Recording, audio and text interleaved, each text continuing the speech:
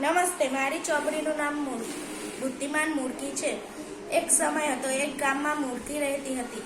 તે સવારે વહેલા ઉઠીને તેના બચ્ચા માટે રોજ દાણા ગોતવા જતી અને ખૂબ મહેનત કરતી।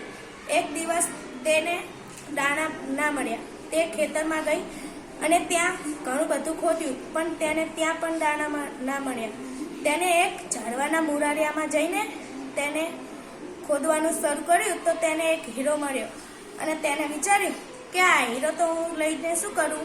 મારા બચ્ચાઓ માટે તો ખાલી દાણા જ કામ આવશે। આ હીરો તો મારે શું કામ આવે? આ હીરો તો રાજાના મુગટમાં અને રાણીના તાજમાં જ શોભે। મારા માટે આ હીરો શું મૂલ્યવાન? મારા બચ્ચા માટે તો ખાલી દાણા જ મૂલ્યવાન છે। પછી તે મૂર્ખી ત્યાંથી દાણા ગોતતી બીજા ખેતરમાં જતી રહી।